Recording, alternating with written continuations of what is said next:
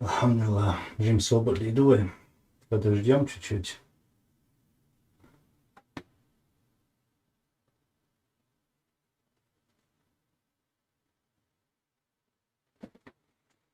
Валейкум ассалам, Казахстан.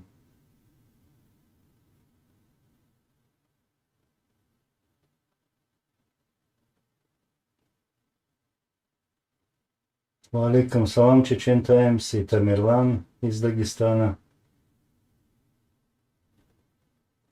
Аноним. Какие темы, да? Такие, которые мы сделаем. Любые. Темы, конечно же, есть.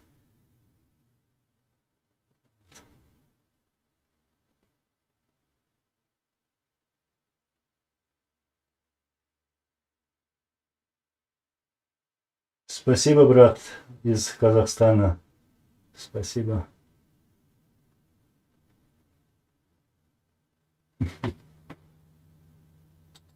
Рейна Агинбая, Парабеллум.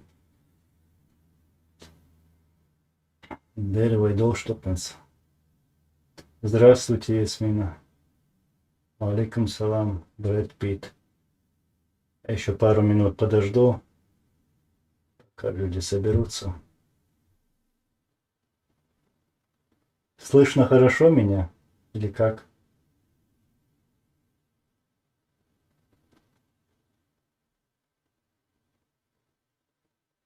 Спасибо, брат из Казахстана. Это, сказать, вторая родина.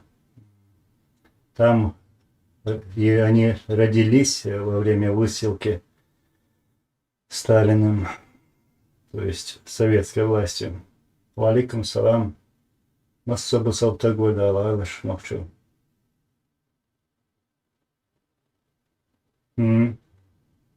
Спасибо, Баркал. Я насчет слышимости спрашивал.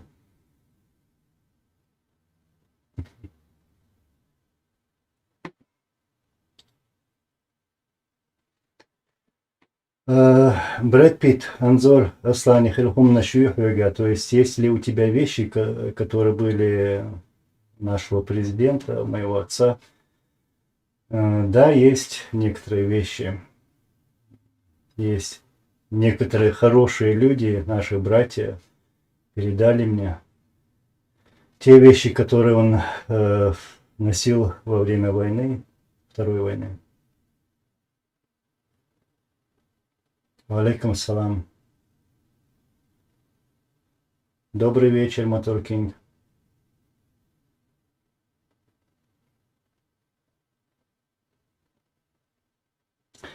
Иншаллах, аноним 57. Конечно, да. Для меня это дорогие вещи. Вот. Но я бы сейчас показал бы, они просто далеко лежат сейчас. Вот.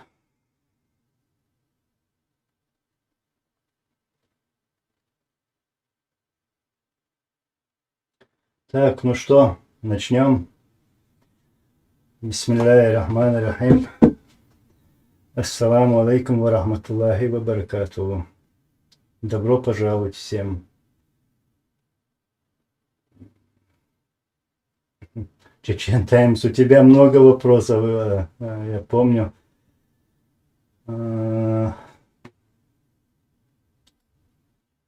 Сейчас, секунду. Да, конечно, ты можешь спросить все, что пожелаешь. Я постараюсь, иншаллах, ответить. Но Нейм, не сомневаемся, иншаллах, конечно, будет. Это испытание. Алейкум салам, Алибек.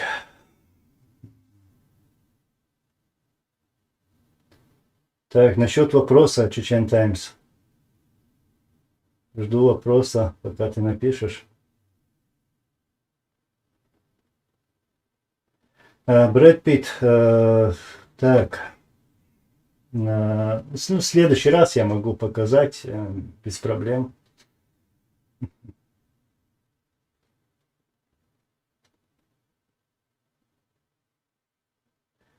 Так, секунду. Адам Вон Грац. Мы переходим в фазу жесткого противостояния с Россией. В вполне возможно, что начнется война между Россией и Западом. Каков твой взгляд на то, как мы себя должны вести в этом случае? Мы не должны совершать и не имеем права совершать каких-либо ошибок. Война уже идет, но она в другом формате. Вот. И война это не прекратится, хотим мы этого или не хотим. Я даже считаю, что они опять же что-то могут сотворить на Кавказе и в других странах, балтийских странах, например. Вот. Враг наш непредсказуемый, бессовестный и, как говорил наш президент, без человеческого лица. То есть можно ожидать все, что угодно. Поэтому мы должны быть начеку. Мы должны быть начеку. Исследовать по ситуации, скажем так.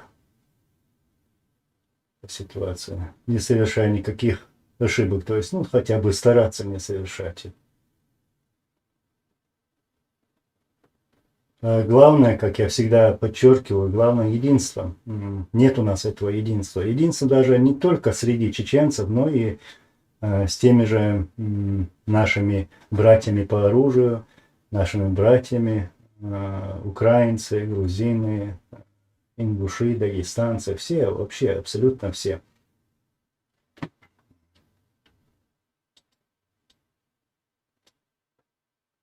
Так, Чечен Таймс.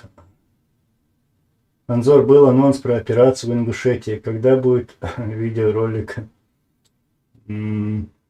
Да, мне как-то хотелось высказаться на эту тему. Да, действительно, я выставлял анонс и хотел выставить видео, снятое в 2004 году, вот, 22-23 июня. Как мы все знаем, там вооруженные силы, чеченское сопротивление провело операцию на территории Ингушетии против российских войск, скажем так. Тут пошла такая тема под этим анонсом, что вот эта операция была направлена против ингушей там, и так далее, и так далее. То есть спровоцировали. Я так пришел к такому мнению, что лучше я все-таки не поставлю из-за уважения к тем людям, которые там погибли. А там действительно погибли мирные жители. По моей информации, стреляли, я даже не хотел бы это говорить, кто виноват, не виноват, но у меня своя информация, я слышал, что эти люди, которые работают на Россию, они их и убили, насколько я слышал. Без разницы, погибли люди, поэтому уважение к нашим братьям, ингушам, я решил все-таки быть в стороне от этой фитны, потому что это уже раздувалось, и как мы видим, сегодня они раздувают эти вопросы, они находят любую тему, чтобы как-то попытаться разделить наши народы. Вот.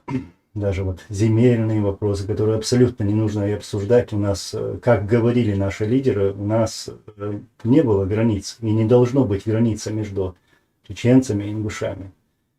Поэтому я остаюсь на своем мнении, это мои братья, и я буду в стороне от этой фитны и буду стараться делать все, чтобы где-то как-то это не было спровоцировано. Вот поэтому я не выставил этот ролик. Вот.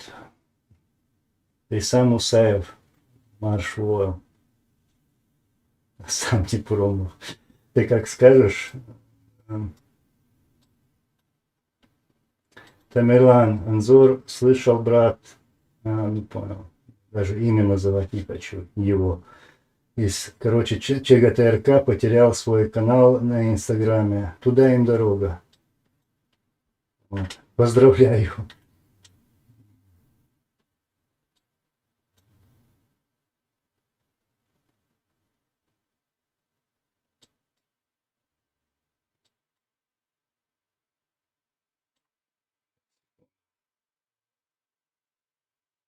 Так, насчет страницы в Инстаграме Ясмина. Да, у меня есть страница на Инстаграме, а также страница на Facebook.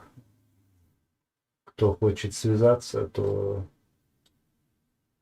у меня есть страница, как я сказал, в Инстаграме и Facebook.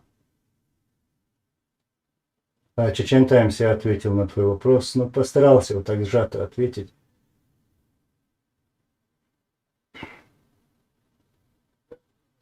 Аноним 57. И как нам добиться единства? Я постараюсь быстро пройти по вопросам. Ну, мы все знаем, кто провоцирует, мы все видим эти провокации, но все-таки мы ведемся на них, входим в это обсуждение абсолютно ненужных тем, которые когда-то произошли, например. Да?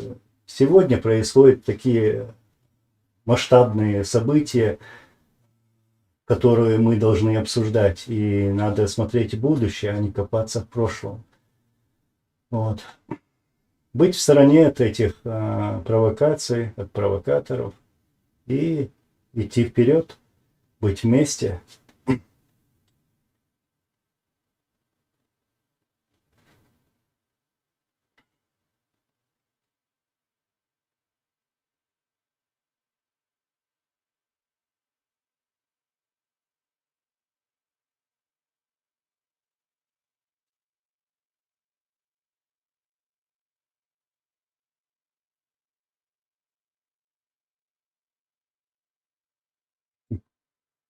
Так, Литка. Анзор, что скажешь насчет датчан, болтунов? Писали всякие гадости про тебя, а потом взяли и удалили комментарии. Ну, я бы, конечно, не хотел бы кого-то обсуждать, тем более обсуждать такие вещи, но лучше высказаться. Я скажу свое мнение. Я не верю Адат. Я не знаю, кто они, я не знаю, кто их начальник, я не знаю их лиц, где они находятся. И все, что я вижу, и та информация, которая доходит до меня, я это все анализирую, я вижу, что ничего хорошего там и нету. Потому что я вижу только провокации. Да, действительно, я читал те вещи, которые вот, ты говоришь. Мне показывали эти скриншоты, скажем так. И раньше я думал, что смог бы с ними даже вместе сработаться, скажем так. А сегодня я вижу, что там простые провокации. Я не знаю, они ко мне залезли в шкаф, скажем так, где лежит все. Я не буду своими словами это говорить, но это очень низко. Низко. И они сделали именно тогда, когда я как-то активизировался, скажем так, даже не называя их имен, не называя имена других, мне абсолютно без разницы. Если человек, патриот, скажем так, работает во имя Аллаха, во имя Всевышнего и ради своего народа, он мне брат. Но если этот человек там берет и обсуждает другого, он такой-то, он сякой-то и так далее, это вообще низко. И я не хотел бы обсуждать таких лиц на самом-то деле. И если даже мне захотеть поговорить с ними, то я не знаю, с кем говорить. И я не люблю общаться с теми, кого я не вижу, кого я не знаю, чьих имен я не знаю. Я сижу здесь, я сижу перед вами, я выступаю от своего имени и говорю все, что надо говорить. И смею это рассказывать правду. А я где-нибудь где-то врал или что-то наговаривал на кого-то? Нет, абсолютно. Нет, у меня другая работа, серьезная работа. Я никогда не останавливался в течение этих 20 лет, скажем так. Никогда не останавливался. Потому что, да, я видел, что там были такие вопросы, а что делал Анзор в течение 20 лет? Я сейчас не буду говорить, что я делал. То, что я делал во имя Всевышнего. И для народа, для истории. Но что делали эти люди, которые появились год тому назад, 2 года тому назад? Что они делали 20 лет тому назад? Например, так, где они были, например? Я никогда не скрывал своего имени и никогда не скрывал своего лица. Вот что я скажу сейчас. Ну, коротко. Опять. Валикум салам, чечен. Что про тебя Адат писал? Я не совсем понял, что ты имел в виду в своем посте в Фейсбуке.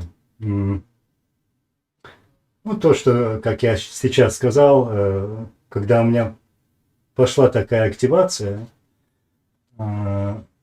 против режима, против режима, преступного режима в Кремле, почему-то все сразу одновременно активировались против меня. Не только вот, ты говоришь, Адат, да, видишь, многие это заметили, многие об этом говорят уже. Я не буду говорить имена других лиц, которые высказывались в мой адрес, например, да. И не хочу их называть просто. Это потому что это низко то, что они делают. Пытается дискредитировать, пытается что-то сказать. Да вот, ну, мои двери открыты, все знают, где я живу, например. Скажите это в лицо. Они сидя там за пару тысяч километров или 100 километров, без разницы.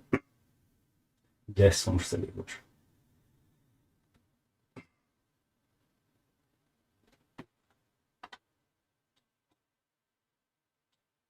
Все, ну, сейчас, наверное, вы удивились, что я так открыто это говорю, потому что в один прекрасный день это надо сказать.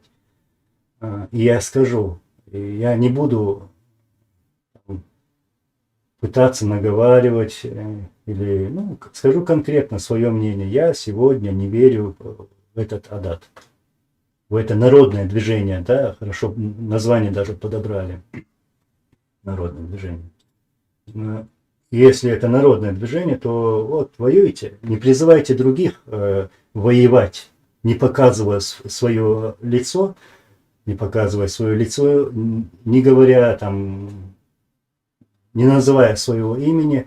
Нельзя призывать других людей совершать какие-то действия, призывать на войну, например, как это выставляется.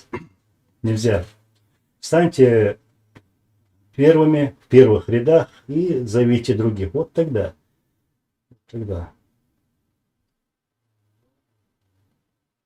Тамерлан, мне этот Инстаграм ЧГТРК абсолютно, как сказать, где-то... Ну да, это хорошо, что этот свинарник закрыли.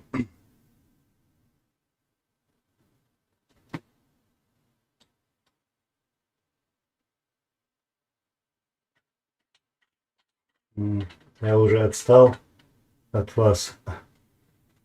Но я сейчас догоню. Но, Наим, Анзор, честно говоря, я первый раз в своей жизни вижу таких чеченцев, как нынешняя верхушка Чечни. Ну, это даже не верхушка, это просто марионетки, это халуи, как я всегда, как мы это говорим. Их взяли и поставили. Не было никаких выборов, не было никакого референдума, это фарс, это ничего. Это просто мыльный пузырь. Мыльный пузырь. Да, действительно, таких у нас не было в нашей истории. Вот таких поганцев, таких подлецов, таких подлых и таких, которые принижают свой народ, унижают его, оскорбляют. То, что они вытворяют, у нас никогда в нашей истории не было. Не было.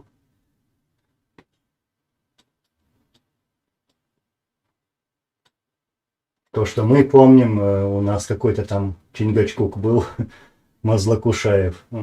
Единственное то, что я одну фамилию могу назвать. Ну, может, я историю плохо знаю. А тут сейчас происходят вещи похуже.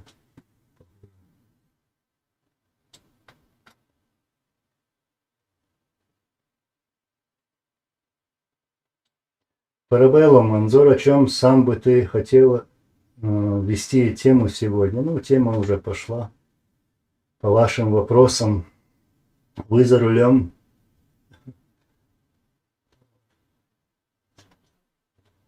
Валикум ассалам. Алхамдулилlah. Дигдум.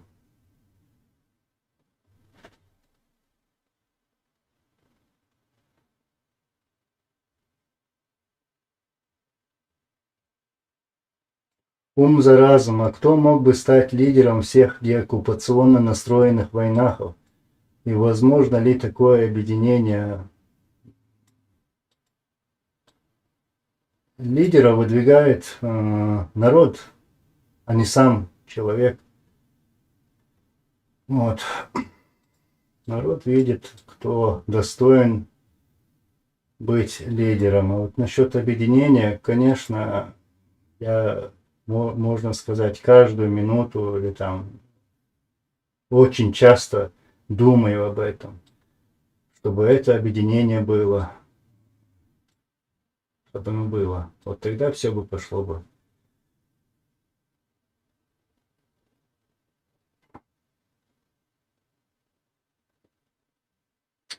Илькин Салимов. Салам, друг. Валикум салам. Вы можете, если не против, рассказать о вашей деятельности и вашего отца в тот период, когда вы жили в Баку? Ведь это был сложный период, когда два народа, чеченцы и азербайджанцы, сплотились. Но чеченцы и азербайджанцы – это братья, и мы будем оставаться ими. У нас очень хорошие отношения, мы просто можем благодарить ваш народ за то, что азербайджанцы приняли чеченцев. И так тепло отзываетесь, поддерживаете. И у нас были очень хорошие отношения, имеется в виду у наших лидеров, президентов Чеченской Республики Ичкерия, у всех. С вашими лидерами. В своей деятельности, да, я работал в то время для своего народа, для своей республики, где бы я ни находился, я являлся его представителем. Ну, там и другая деятельность была, информационная и так далее.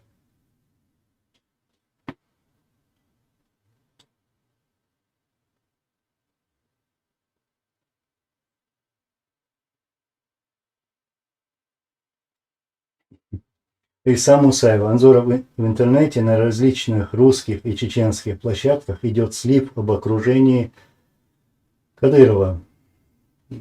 Зелимханов, затем зять Кадырова. Чем это связано? Последует что-нибудь? У нас есть достаточно информации, и я как раз тоже работаю с этой информацией. И мне кажется, что ты даже угадал. Да, последует. Я обязательно обработаю эту информацию. Ну, салют всех. Всех салют. Как сливали и других. Вот. Я думаю, что сами русские салюты. Как это всегда бывало.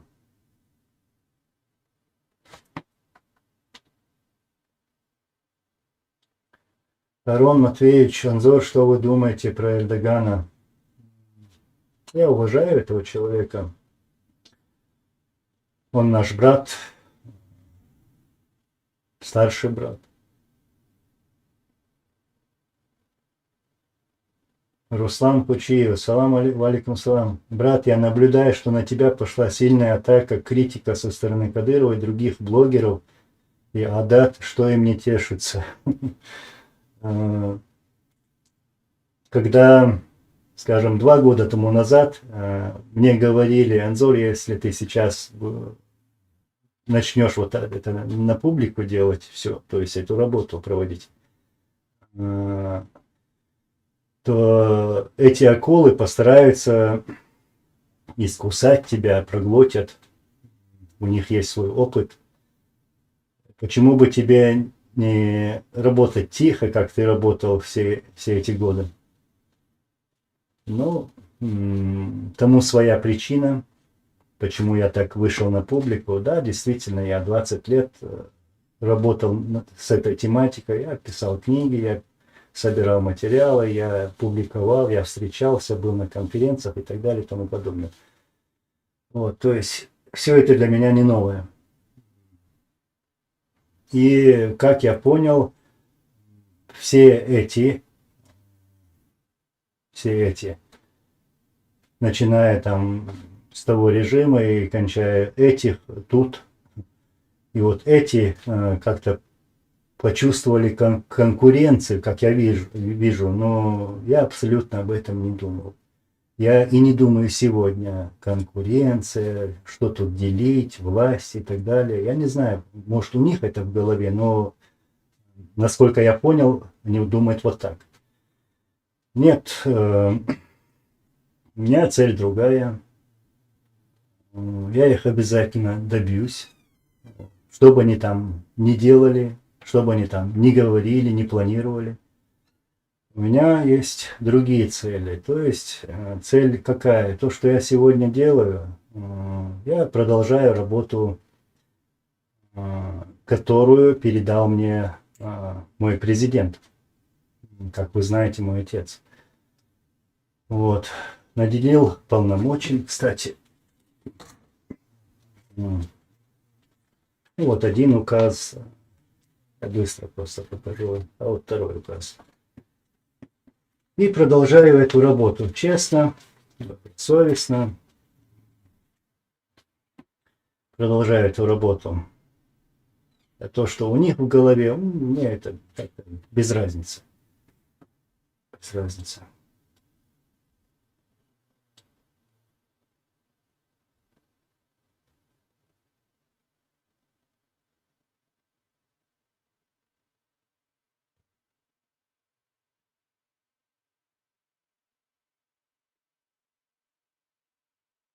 Чечен Таймс. Так, секунду, Анзор, оставь ссылку на Инстаграм в комментах или в описании видео. Хорошо, хорошо. Ну, еще раз повторюсь, Инстаграм или Фейсбук. Сделаем.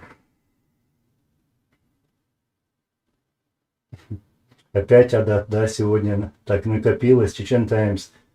Сейчас, секунду. Анзор, безликий Адат в своем чате много говорит о тебе. Ты в курсе? Ты в курсе? Если их послушать, то получается только они делают что-то существенное в борьбе против оккупантов и их ставленников. Я бы, к примеру, сегодня хотел бы встретиться с ними, да? Встретиться. Ну, в любой точке здесь, в Европе. И я не знаю, с кем встретиться. Вот. Я не знаю ни одного имени. Нет никаких контактов, ну, таких, чтобы я знал, там, он Магомед, или Хасан, или Хусейн, и так далее. И, ну, как ты говоришь, если их послушать, то получается, только они делают что-то существенное. Нет, почему они не первооткрыватели? Они тут Америку не открыли, то, что они появились там год-два, там сколько назад. Вот. Я на этой волне, на этом пути уже 20 лет, поэтому мне их деятельность в последнее время, наговаривание абсолютно не нравится. Это очень некрасиво, их тон. Вот. И почему-то они активизировались все одновременно против этого канала, Низам Channel, против меня, называя мое имя. Ну, зачем это делать? И мне уже кажется, что это уже связано или с Россией, или с тем режимом, которых мы называем халуями.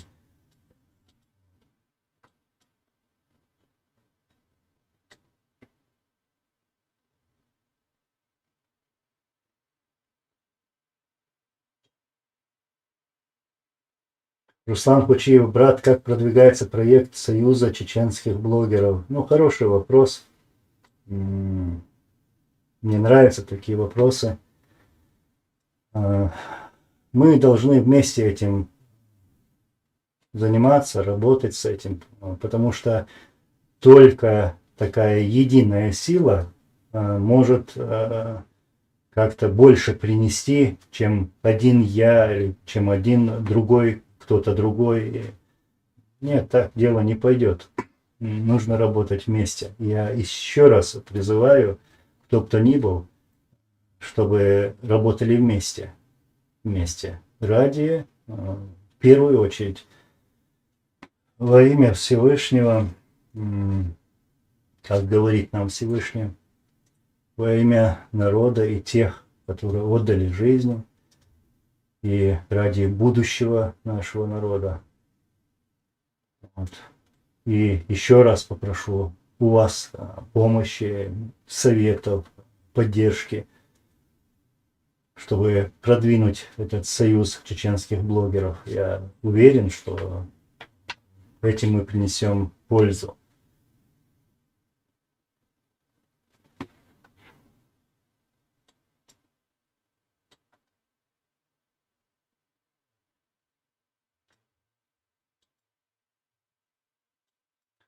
Анзор, возможно, мои слова покажутся неприятными, но это старшее поколение, они уже потерянное поколение. Это поколение рабов. Нужно работать над молодежью. Ну, да, я поддерживаю тебя, что надо вот, да, действительно работать и с молодежью, с нашим обществом, и с другими людьми, оповещать, там, информировать и других. Потому что вот посмотрите, как эти халуи, этот режим промосковский, как они работают с молодежью. То есть, ну, буквально вот зомбируют и молодежь, и простых жителей. Хотя у них это не получается на самом-то деле. Люди знают прекрасно понимают, знают, что, кто они такие, как они пришли, на чьей крови и на чем горе они пришли туда, как они издеваются и так далее.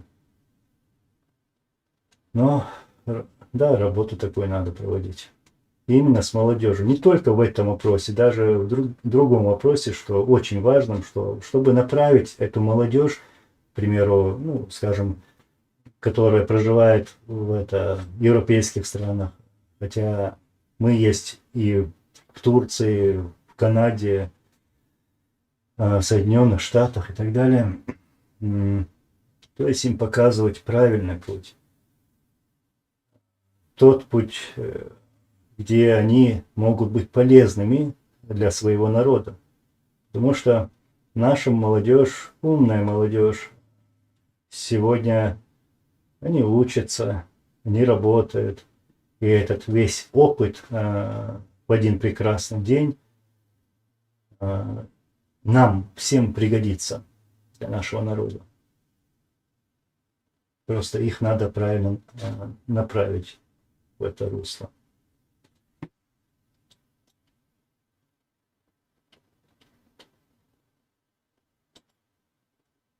Сейчас, секунду.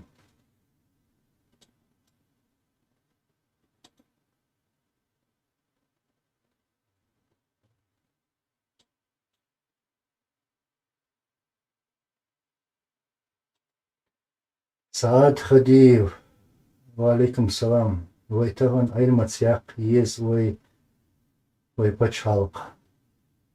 Тламбяшяк хаж диез цамаца дика буал онахим маякари.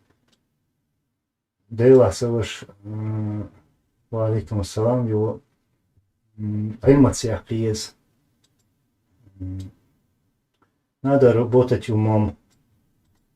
Вот. и учитывать наши ошибки. И сегодня многое что можно сделать, ну, много пользы можно принести для нашего народа умом, умом, умом и словом, ручкой. Я не хочу кого-либо призывать к каким-то действиям, к войнам. Нет. Мы видели две войны, которые унесла 300 тысяч, около 300 тысяч наших братьев и сестер. Далде, Албориш, Тавазу, Побл, Гурси, Масыра.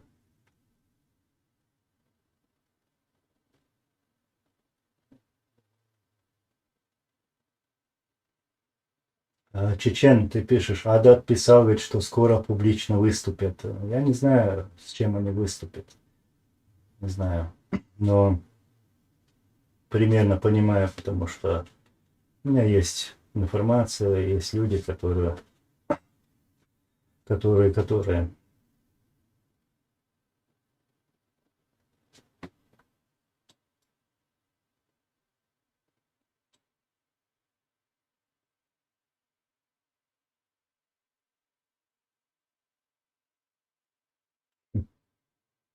он, Анзор, как думаешь, смогла бы Ичкерия вести диктатуру примерно как кадыровский режим?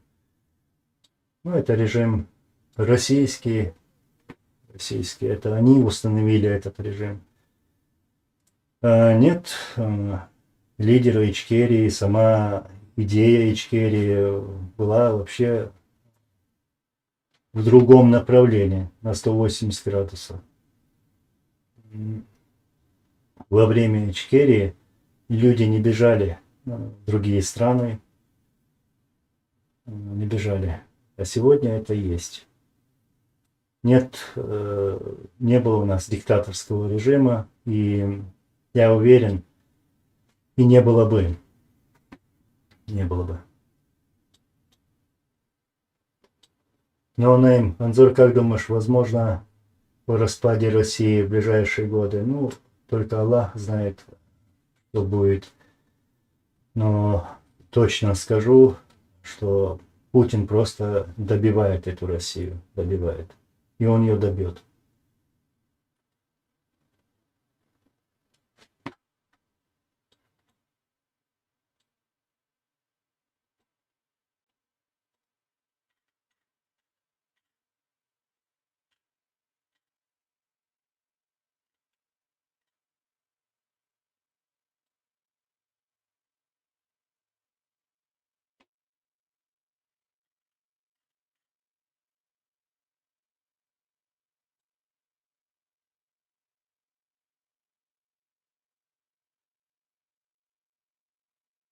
Так, секунду.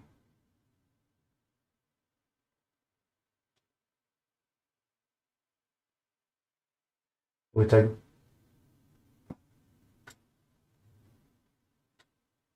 Угу.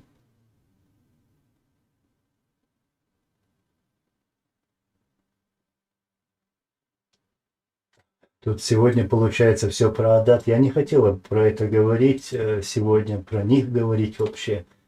Но мне это неприятно. Неприятно.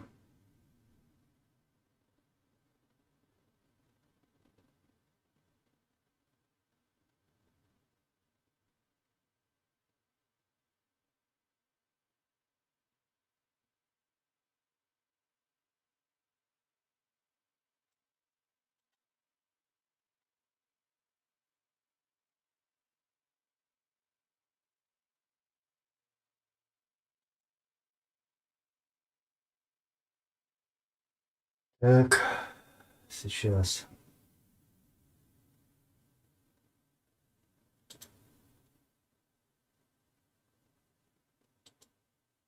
Тут уже пришли из инкубатора. Пришлось удалить, послать. Муслимов, валейкум салам. Нет у меня, нету брата. Да, один, единственный. Ну и был.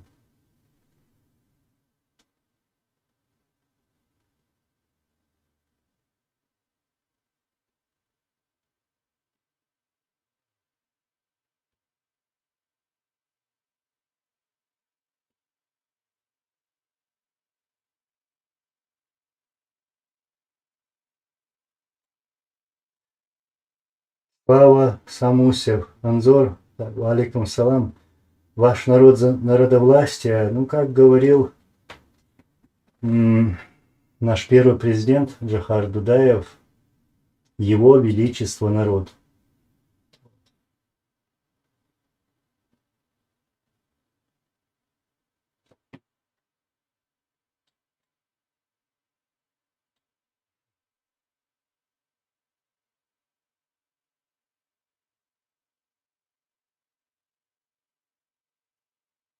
Soul and Reason, валейкум салам. Я прочитал, я просто, ну, коротко прочитаю твое сообщение. Кто активировался против тебя, ничего из себя сам не представляет. И так далее и тому подобное. Не обращай внимания. Да я и изначально не обращал внимания. Но вся эта деятельность, ну вот посмотрите, где я говорю только о том режиме, который угнетает народ. И когда я начал говорить о преступлениях России, почему-то все эти люди активировались. Я где-нибудь, когда-нибудь называл чего-либо имя. Вот тех людей, о которых ты говоришь, нигде, нигде. У меня свои цели. Я, можно сказать, 24 часа работаю с этим. Не против кого-то. У меня вот именно вот такая цель. Против тех этих преступлений, которые совершала Россия, и сегодняшних событий в этом направлении. Но, как я вижу, все эти люди пытаются спровоцировать меня, чтобы я что-то сказал, чтобы потом это все использовать, тянут на свой уровень, потом, имея профессионализм, будучи профессионалами, добить меня на том своем уровне. Нет, я не хочу с ними бороться, просто я буду заниматься своими делами, вот этими делами. Алейкум салам.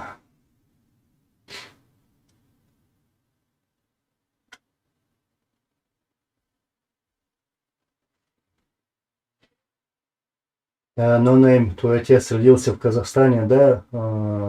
Мой отец и моя мать, родители, они родились в Казахстане во время высылки, насильного выселения, депортации.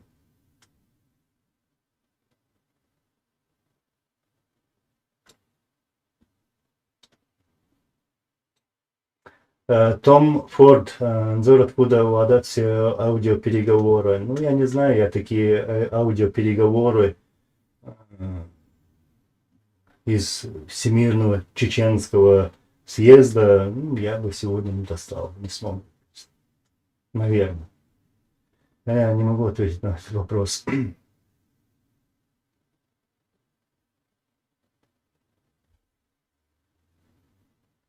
Неважно, içkeri паспорт фляцин, он называется, но в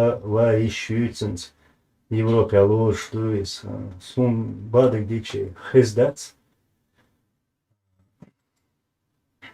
жимха паспорт, кэр паспорт дала, жимха ца галдер дала, из чак долш дала, цинца во ищац, цатеш, цинца во ищ, илил да ищу алиш, да is диа сиялош, цунался остальные.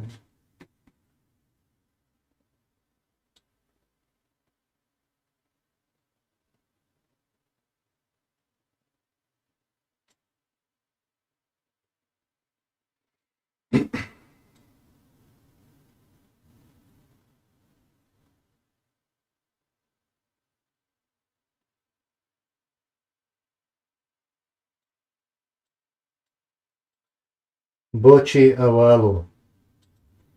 Хинц охчоа болчан цагва ахязинага хюгердерас.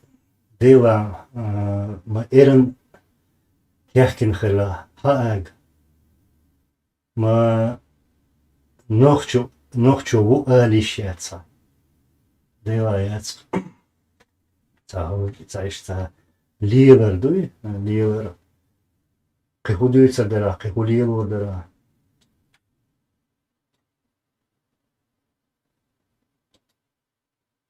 Чеш мюрштум хайт нераш. Дела хайтам. Шучувога, шукетуга вару швац сотан лешлина. И штешен был штук что. Тут. Я извиняюсь, я тут на испанском. Инсо арпуса рукас.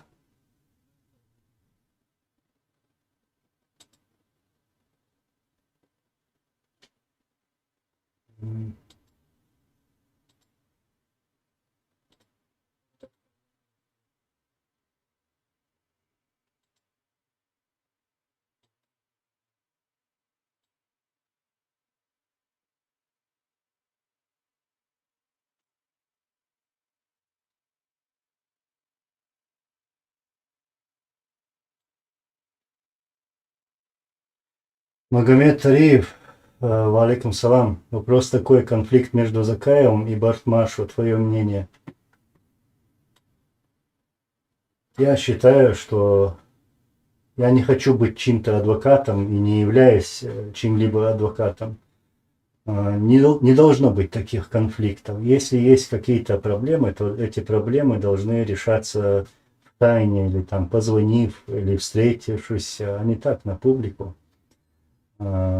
Я против таких конфликтов. И если действительно мы боимся Аллаха и думаем о своем народе, и знаем, кто наш враг, то мы должны избегать этого. Мы должны избегать наговаривания друг на друга, быть в стороне от этого, быть выше этого. Опять же, зная, что все это может быть использовано против нас. Этими лизоблюдами, подлецами, которые продали все российским убийцам, чтобы такие нелюди не смеялись с них. Не должно быть таких конфликтов.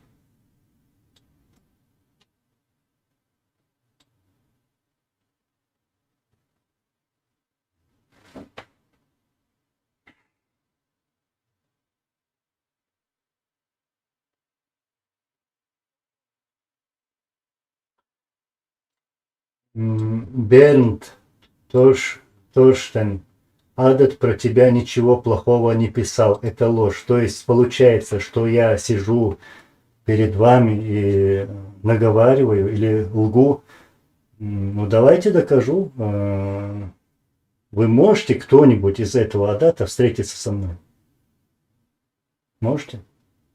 В любое время, в любое место, без проблем. Вот ложь. Нет, не ложь. Не ложь.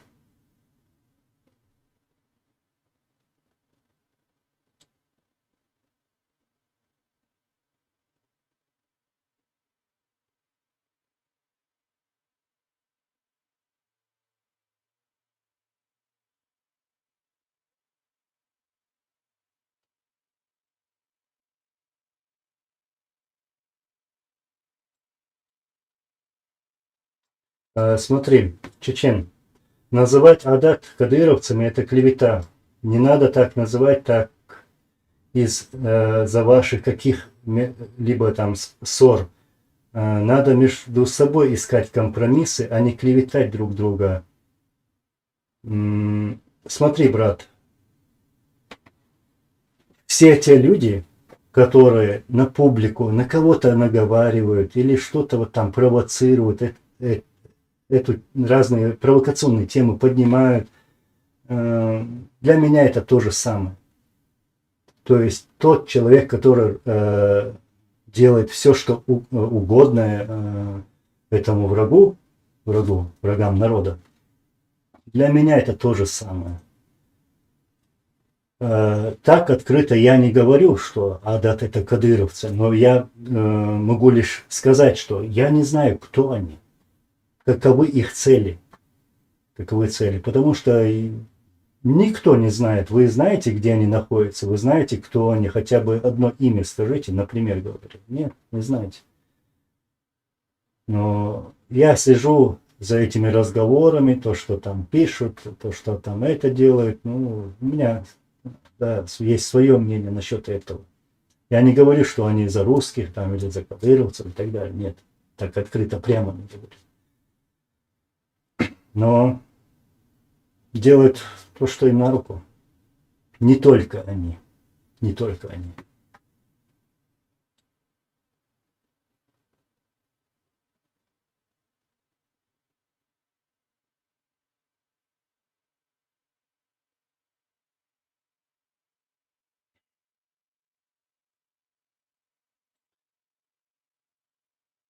Ты сам, Усаев, Анзор, каким видишь Северный Кавказ в постпутинское время?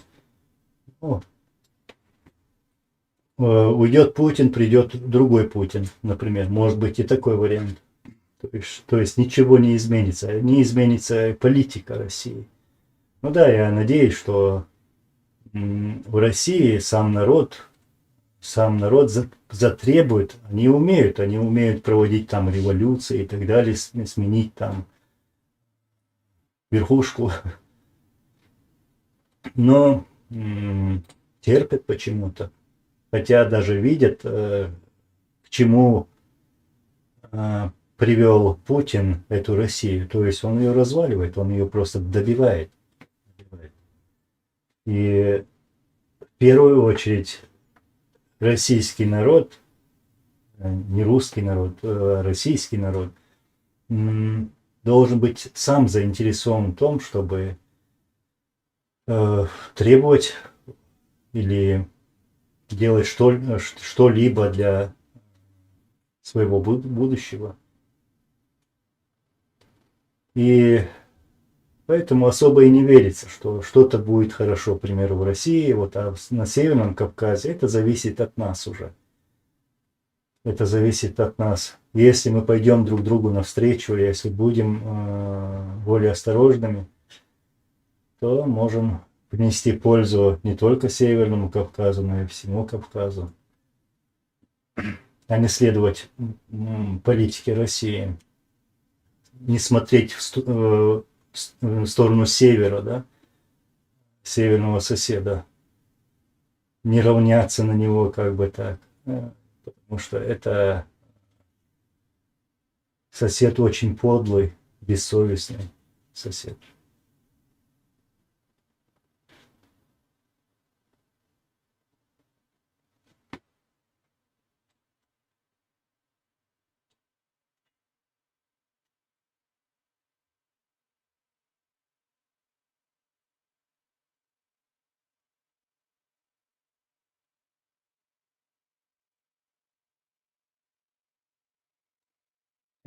Дон Карлсон. Каково это быть сыном одним из лучших президентов Чечни? И какие воспоминания в отце? Ну, для меня, вот я честно скажу, нету лучших. Для меня они все были одинаковы. Все наши лидеры. Вот честно так говорю. Я также уважал Джохара Дудаева и других наших лидеров. Вот. Ну, сложно, наверное, потому что старается тебя спровоцировать в чем-то, как это делают сегодня, например. Я как раз об этом и говорил. И я в этом живу, ну, минимум 25 лет. 25 лет. Я сейчас не буду обо всем этом говорить. Ну и какие воспоминания об отце? Самые теплые, какие могут быть у сына воспоминания об отце. Наверное, в первую очередь последняя моя встреча, ну, последний раз, когда я его видел, последний раз, это было в 99 году.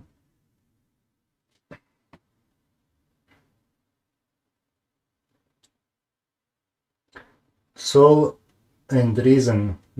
Я к вашим услугам ради нашего благого дела. Союз блогеров. Куда можно написать? Инстаграм. Ну, брат, я на Фейсбуке. Можно и в Инстаграм написать. Ну, наверное, Фейсбук лучше будет. Ну, смотря как ты можешь помочь этому союзу, для меня это тоже интересно, да. Но не только в деле, можно и даже советом, например. Я люблю советы, я умею прислушиваться советам. Вот. Напиши, посмотрим.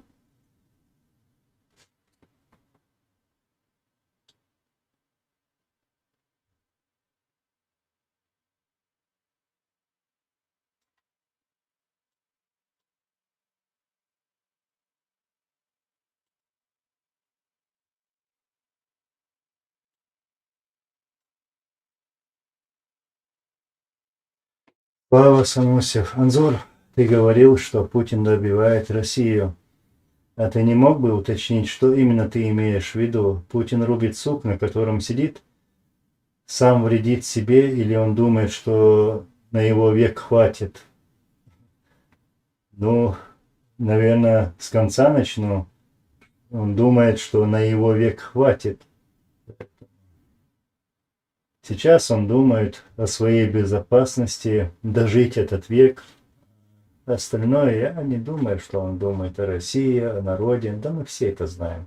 Человек, который пришел к власти на крови, не может думать о своем народе. Тем более он пролил, в первую очередь, он пролил кровь своего народа, взорвав жилые дома в России. Потом, обвинив в этом чеченцев, и начал убивать чеченцев.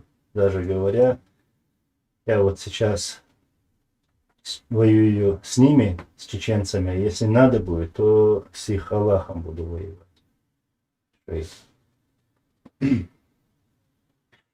Поэтому он и добивает эту Россию. И добьет ее. Добьет. Что они сделали за все это время? Ничего. Ничего. Именно для народа. И даже в международном плане другие страны, другие политики не считаются с Путиным. Не считаются. Да, они с ним встречаются, пожимают руку, вместе садятся за стол, но они держат эту Россию где-то на каком-то там 9, 8, 10 месте. То есть Россия сегодня не первая, вторая, не третья страна. Во всем, в развиваемости, в безопасности, во всем отстает Россия. И не зря наши лидеры тоже говорили, что, помню выступление Масхадова, нашего президента, но он тоже также говорил, что Путин сегодня добивает Россию. И он это сказал сейчас, помню, в январе 2005 году. 2005 году.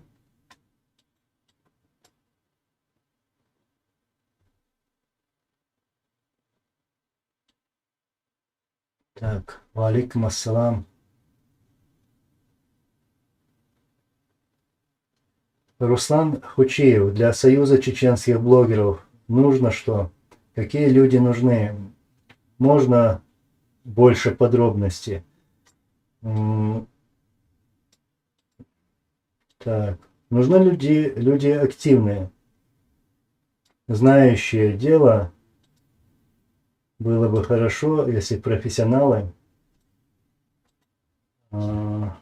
умеющие работать, скажем, журналисты или переводчики, или компьютерщики и так далее и тому подобное.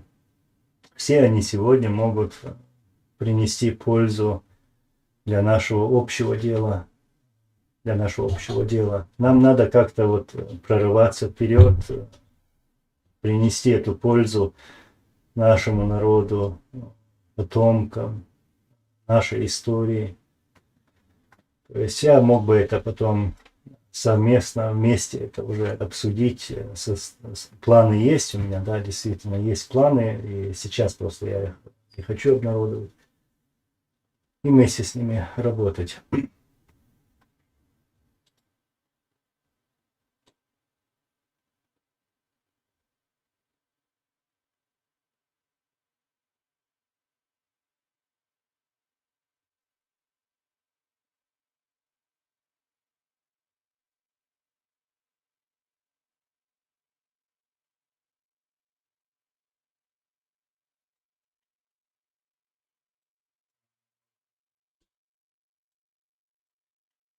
Freedom of the Caucasus.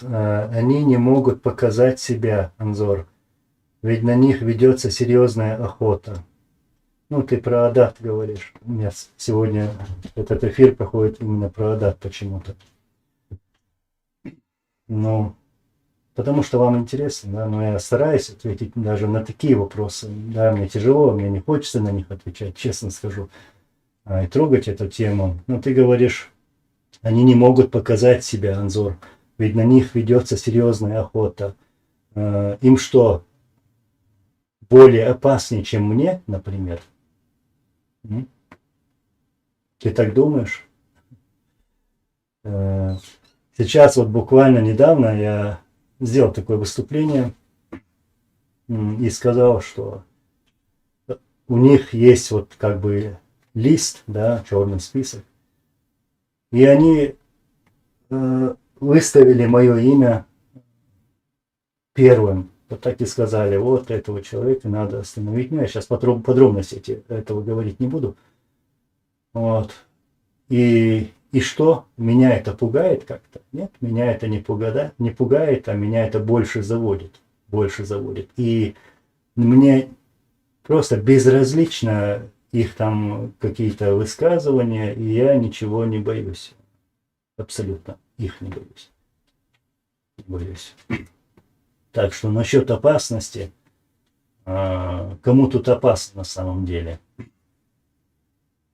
Кому тут опасно?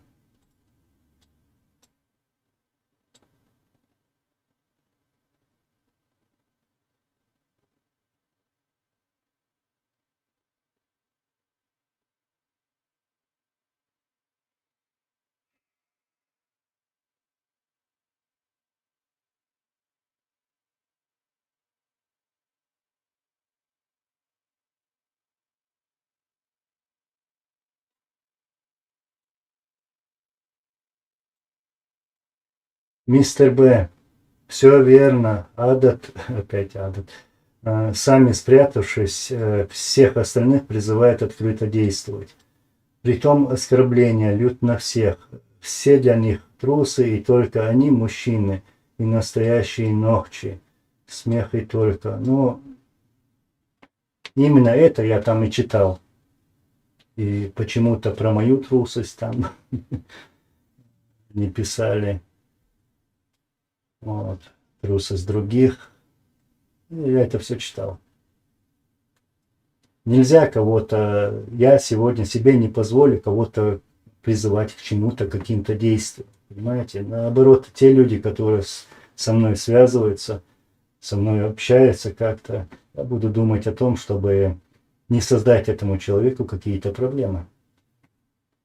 Надо в первую очередь думать о других, а не о себе. И, как я сказал, нельзя кого-то призывать. Это получается то же самое, как в 99-м году там были такие личности, которые призывали к великому джихаду, к священной войне, но потом, когда эта война началась, все они уехали. Ну, не все, а многие уехали.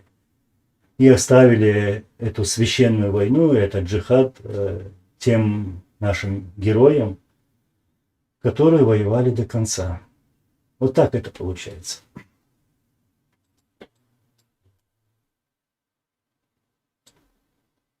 Я не хочу, и даже сегодня, после всего этих разных разговоров, да, я сейчас высказываюсь против них, против других, да, я готов работать со всеми, с любыми, которые действительно вот думают, что и знают, что все, что мы делаем, это во имя Аллаха, ради нашего народа, ради будущего нашего народа.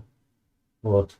И кто вот искренне, чисто готов так работать, с ним я могу работать. А тот, кто скрывается под чужими именами, показывает свое лицо, с ним я даже таких людей подпускать не хочу. Ну, к примеру, так говорю. Извините, что я так все это говорю, я да я и так далее. Нет, просто есть вещи, которые уже надоели. Я не хочу зацикливаться на этом, а действительно, чтобы работать вместе. Чтобы мы работали вместе. И поэтому призываю, чтобы было это единство, и чтобы мы работали для нашего народа.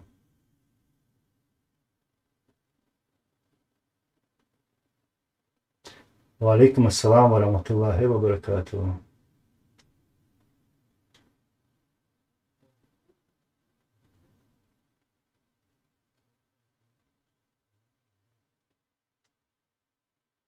Азимут, сейчас, секунду. Бог Ваты интересует личное мнение Анзора к этим событиям. Интересно, к которым событиям? Сама операция не являлась ультиматумом и не преследовала цели противостояния ни в чем. Интересно, которая операция? Просто я не понял, если бы ты написал бы именно какая операция, то я бы свое мнение сказал бы.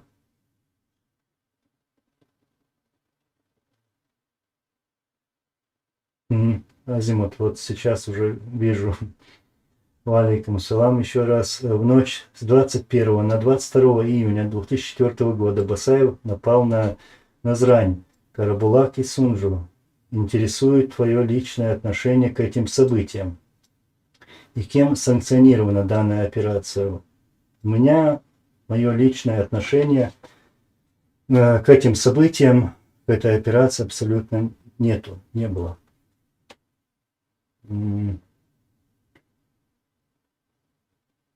Но ты назвал имя лишь Басаева, да, Басаева, который напал на Назрань, Карабулак и Сунжу.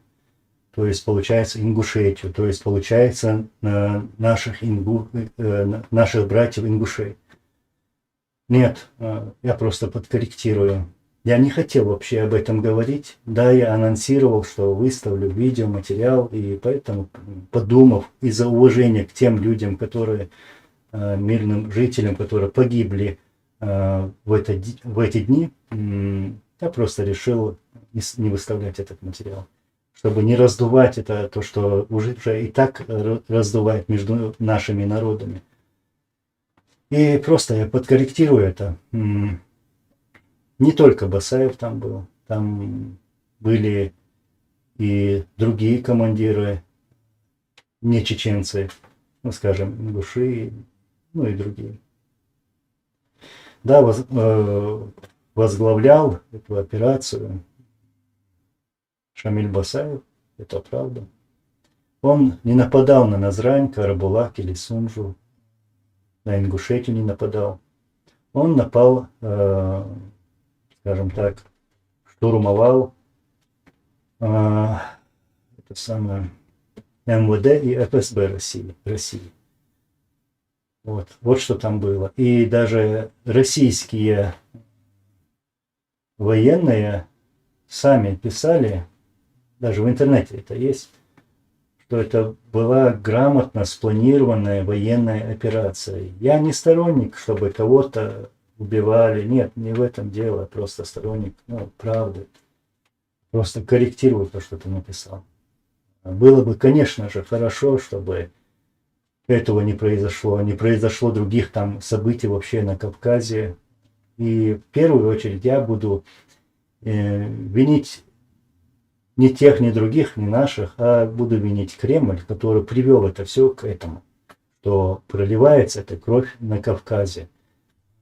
И сегодня совершаются такие притеснения, угнетения вот, из-за политики России на Кавказе. Вот я их буду винить.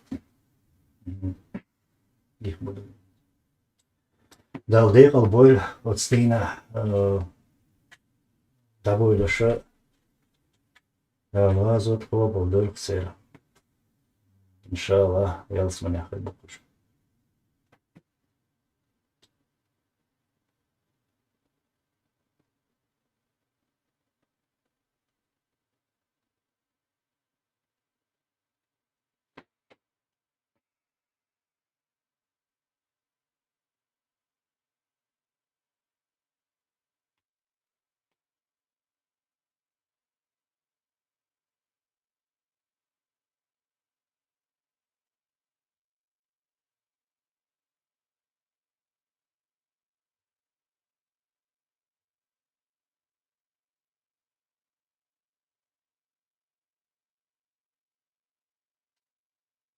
Азима, ты еще раз повтори вопрос.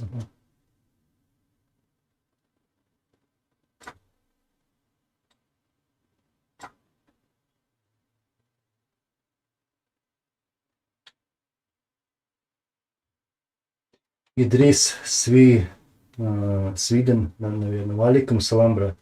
Анзор, правда, что ты подписывался за закрытие мечети в Осло?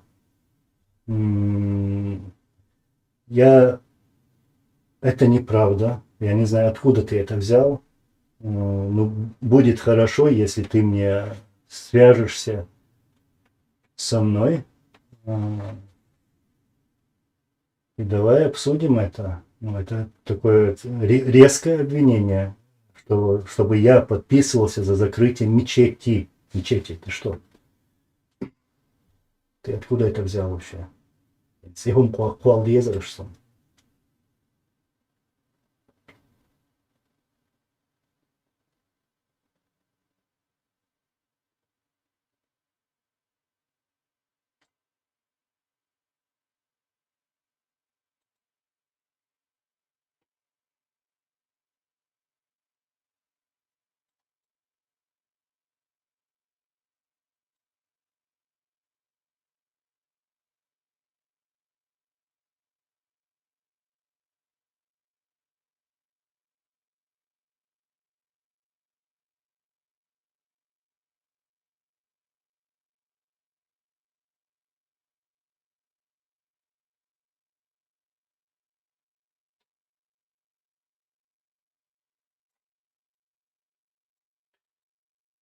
Скала.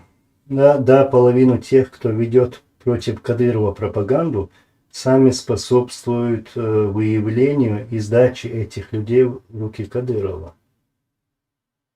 Но тут дело в том, что даже не пропаганда, которую ведут, например, такие люди, когда вот говорят правду того режима, а не лично там про того, кого ты сейчас называешь. Нет, это халуй, понимаешь, это слово, халуй. И Россия виновата в том, что появился такой балбес, который там издевается над народом, такой чудик. То есть наш враг в России, в Кремле, Путин, вся эта шайка. Вот кто виноват, что появились такие чудики. И поэтому на самом-то деле было бы хорошо, чтобы направить эти стрелы в ту сторону. То есть выявлять ложь, говорить о прошедшем, о фактах преступлений.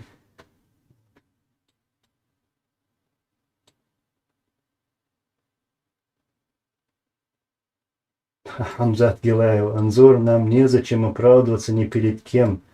Аминь. Хамзат Гилаев, мы мусульмане, иншаллах. И мы чеченцы, у нас свои законы, и у нас считается низким как бы поступком, чтобы на кого-то наговаривать, да, дискредитировать, опускаться на этот уровень. У нас всегда считалось правильным, если есть какие-то проблемы, то связаться с этим человеком напрямую и решить вот так вопрос. Оправдываться никто не должен. Мы все должны ответить Всевышнему перед Ним, перед Аллахом. Вон наш.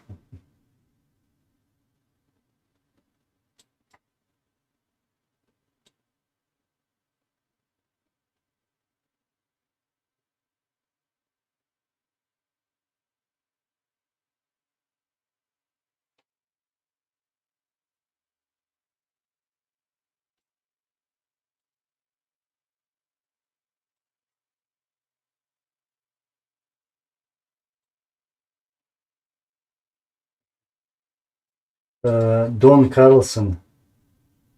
Какая политическая идеология подошла бы в Чечне идеально? Я имею в виду шариат, демократия, либерализм или еще какие-то.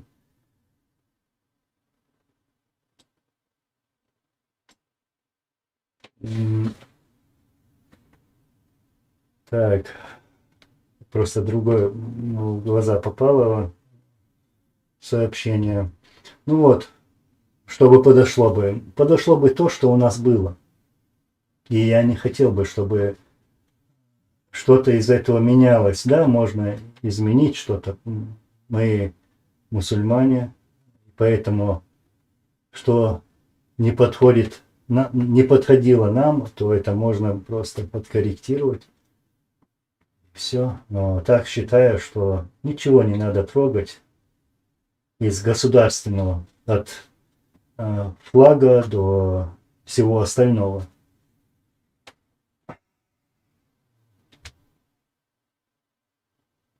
И насчет демократии. У нас дома в Ичкерии была самая настоящая демократия. На самом деле, которой вообще даже нету в Европе. К примеру, даже возьмем, мы к президенту обращались на «ты». Демократия.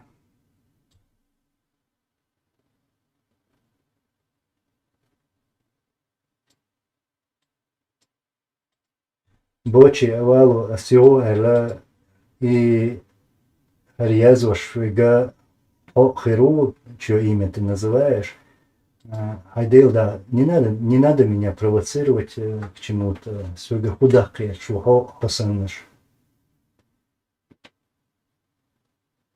Шухан буабешту. Сам шей буалабеш. Да, пейш. Субухан.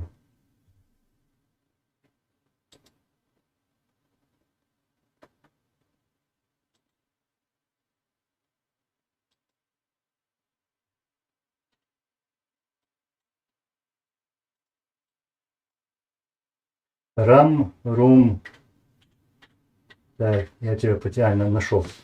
Анзор, почему ты не сделаешь систему, понял, донатов, как у Тумсо? Я даже не знаю, как это работает.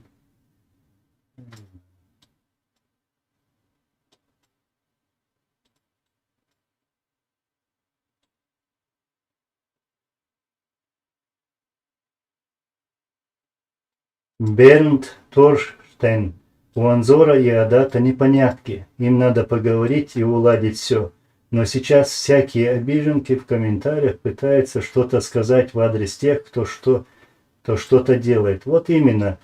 У меня много вопросов появилось после некоторых сообщений на канале, в Телеграме, в этом Адат мне прислали эти сообщения. И поэтому я хочу узнать, кто там заведующий, начальник у них, и поговорить лично. Лично. Вот сделать такой спрос, чтобы, ну, действительно, по любому закону или там, без разницы. Сонда хуаттан лир кайрухлац, я лютербац, милли вала. Я не называл их имени или имена других людей. И не позволю. Не позволю. Мирши была, ты говоришь какие-то непонятки. Я еще раз повторяюсь, я где-нибудь, когда-нибудь, что-либо и имя называл. И свое не дам называть.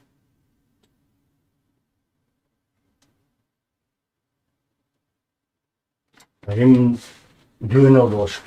На хальчат, так хальча, который ищется, тахумш дючфона, болс. Че я говорит, че лави, на девас, он резвац. Ишт диес, ишт халархом или сохвицани, ошх это аркамел давалар али. Бусал мадувай, нохчи мадувай. Ится сониса кета ишт мух хеле дюйцер дария. Ишт сам багамот хаза халмабизи. Pascal Bies.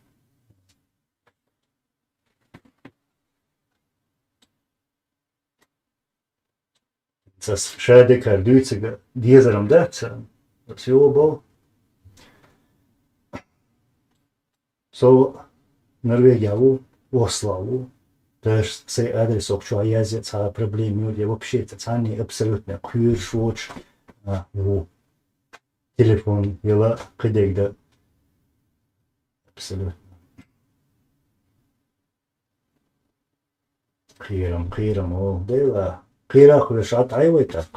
Кирам. Массаря с Богом моста волосуется. Аллахи сапырк. Куир шуй дар гойтрам дацар, куир шельчиям. Дела дацар.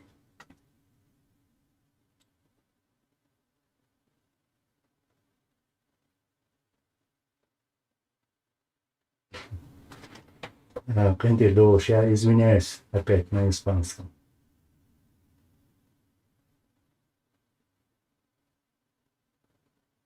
Чечен Таймс, Рум, какая система донатов, он даже не говорит об этом, хотя надо бы. Ну, я честно, вот, ну, примерно знаю, что это, но ну, я не знаю, что это.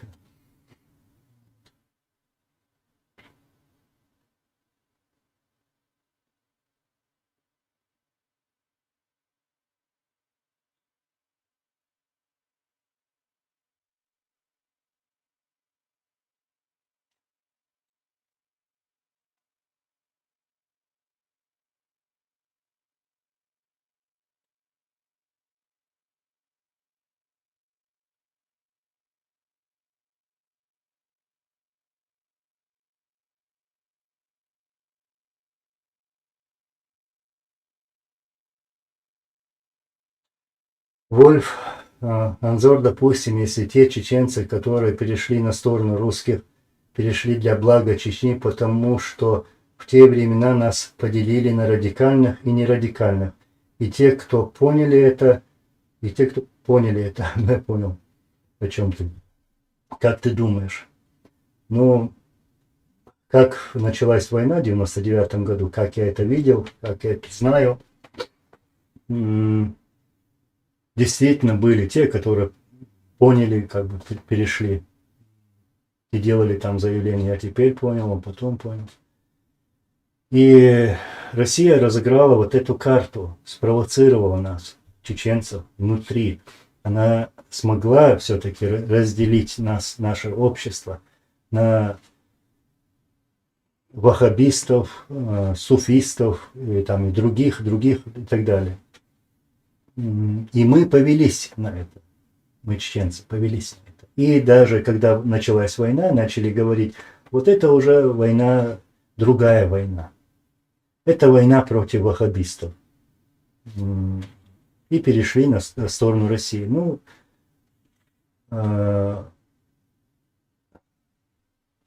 хотя эта война, что вторая, что первая война, не было такой разницы. Враг один, Кремль.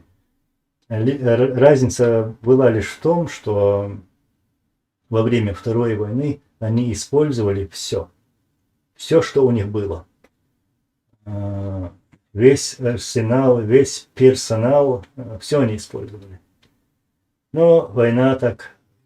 Единственное, в одном отличалось, что во время Второй было больше жестоких актов, более жестоких, о которых мы не слышали во время Первой войны даже. Вот такая была разница. И да, наша проблема, и сегодня эта проблема вот существует, что мы опять же продолжаем делать все на руку этого врага. Мы и сегодня делим своих братьев, это наши братья, тех, которые, например, называют там ваххабистами, других там суфистами. Да мы в России этому врагу помогаем. Не надо так делить, надо искать что-либо, чтобы объединиться, понимаете? А вот там рекламирую, шучу.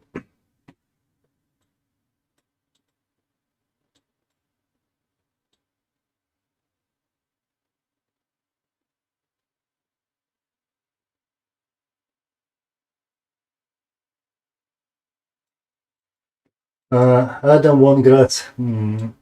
Да, конечно, Ларис Филон. Анзор, ни в коем случае не забывай обвинения, что ты голосовал за закрытие мечети. Это направлено на то, чтобы объявить тебе такфиром, как некоторые сделали это с твоим отцом в 99 году. Вот с ней абсолютно пусарьяшваться, Адам. Я прямо вот так говорю, те люди, которые это говорят, пусть приедут ко мне и пускай поговорят со мной. Мечеть я закрыл, да, голосовал, чтобы мечеть закрыл. Нет, я закрыл одну организацию. Я ее открыл, и я ее закрыл. Потому что эти люди, которые там передергивают вот эти факты, они начали дележку общества в Норвегии. Дележку общества в Норвегии. Фитна, что еще и там фитна была, и что только там не было. И вся грязь была, и мне даже язык не повернется вот это все рассказать. Не хочу переходить эти границы. И поэтому эту организацию я открывал, ну, конечно же, со своими братьями. Вот. И потом, увидев эту картину, что это уже идет к очень плохому, я ее закрыл. Это была организация. У меня даже вот распечатка есть, номер организации есть. То, что видите, как они сейчас это, как ты говоришь, Адам, они с Бог, что они слова. Они готовят, вот все готовят против меня сейчас. Ну, именно почему? Потому что, ну, как я раньше говорил, шей бьёхалюк мадер алис. Мадер эльче, если так прямо сказать, и это те люди, которые не позволили построить наше государство. Кто вот разводили эту фитну во время, после окончания Первой войны, например. Инах Мабариш. До 99 года у нас стоял митинг, который там был против президента. Президент уже на войне, а там митинг стоит. Вот это те же самые люди.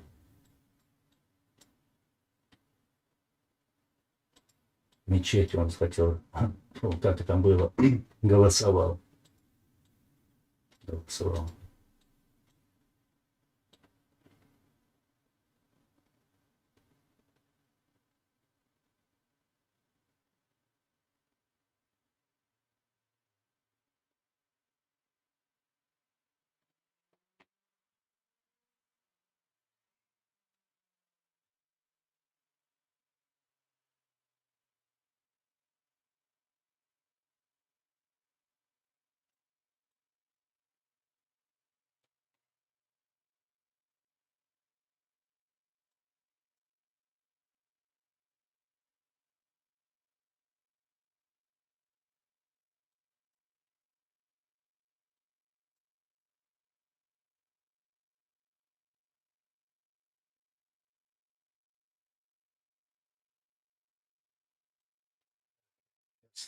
подойду, так, Chechen Times. Ты обычно мне такие вопросы задаешь. Мгм.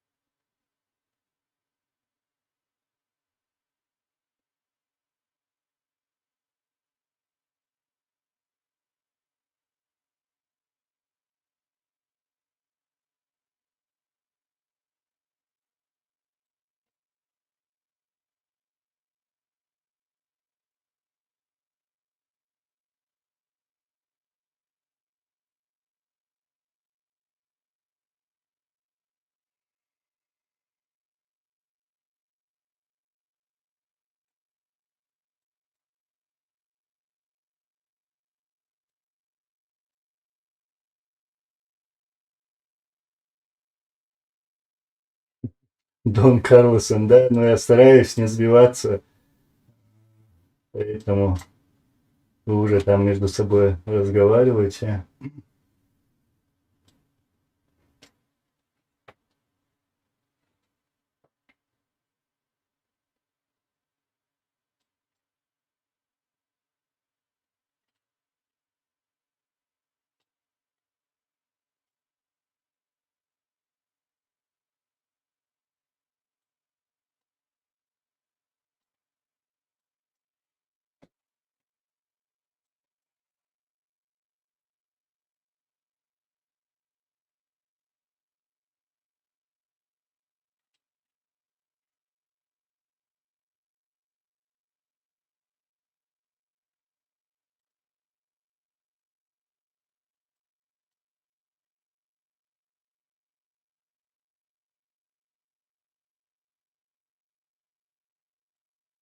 Чечен, ты чеченче. Анзор, не надо ни с кем встречаться. Да нет, ну я и встретиться не проблема, абсолютно. А, Даже сейчас вот могу встретиться с любым человеком, абсолютно без проблем. Soll шли ушиваться.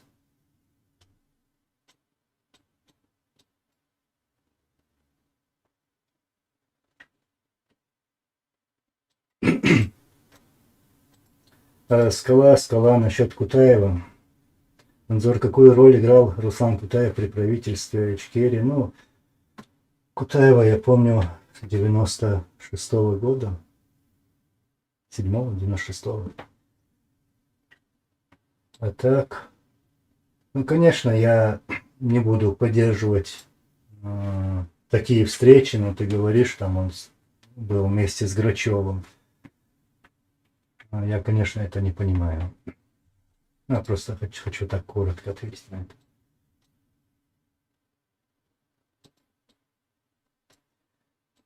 Аркаев вчера и Аллах дал иман, собор, бартлойлвен. Нам нужно объединиться, не упрекать и не обвинять, в то время как наш враг очень сильный, подлый и лживый. И каждый должен внести свой вклад, кто как может. Ну вот именно, я об этом и говорю. Да, я сейчас в этом в эфире выплеснул, а, потому что даже накопилось, поймите меня тоже. Я не хочу ни с кем там вступать в конфронтацию, потому что у меня есть куча других дел. Я считаю, что они могут быть полезными для нашего народа. И поэтому я просто буду призывать, я готов с любым человеком работать, сработаться вместе, без разницы, какой он национальности, какой он религии. Но если во имя Всевышнего, за наш народ, за будущего этого народа, тот, кто чист в этих намерениях, то я с ним буду обязательно работать.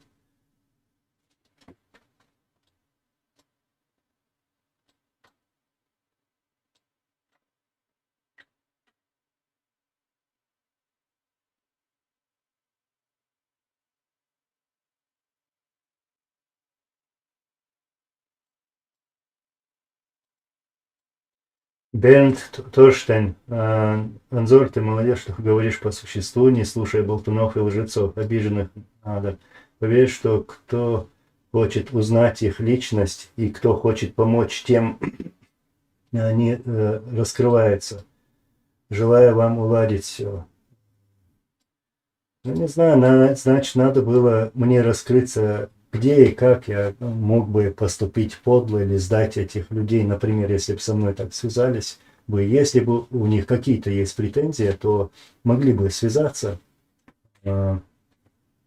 и не допускать до этого даже конфликта. Я не называю это конфликтом, это даже не конфликт. Вы бусалдала, вы нохчедала. Массухум цакаслушлу. Ну, если мы мусульмане, если мы люди, мы чеченцы, то можем уладить все, что угодно. Если вот здесь у нас все чисто.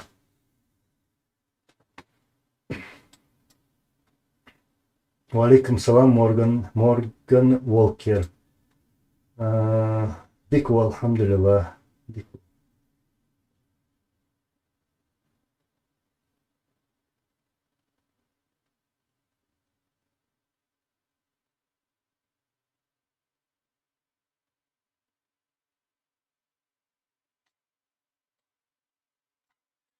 Нет, нет, ВДКД, ВДЖВД.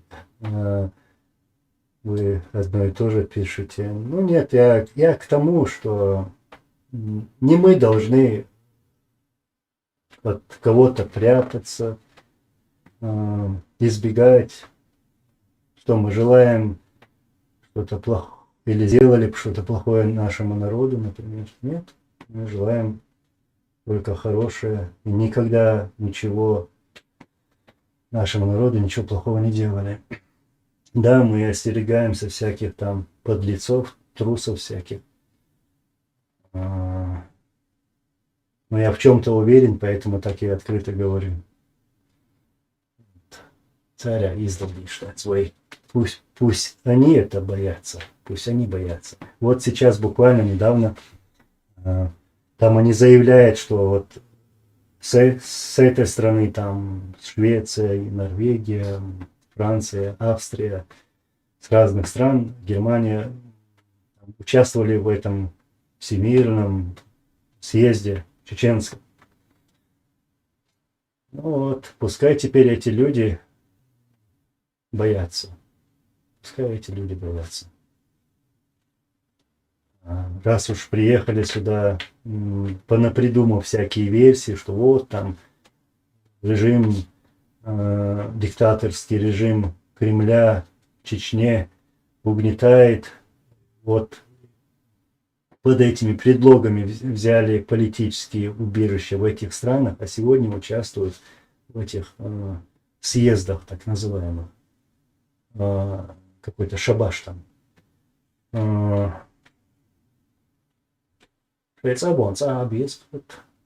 Должны там оставаться. Они здесь не провоцировать, не собирать информацию на чеченских беженцев здесь, что запрещено законами этих стран, европейских стран.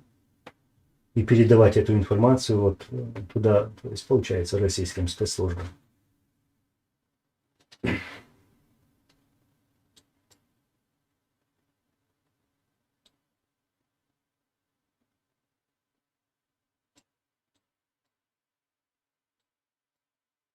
Скала. Анзор Кадыров делает акцент на то, что Ичкерия до начала Второй войны получала финансирование от России, пенсия и так далее. Как ты можешь прокомментировать это? Сейчас, секунду. Так.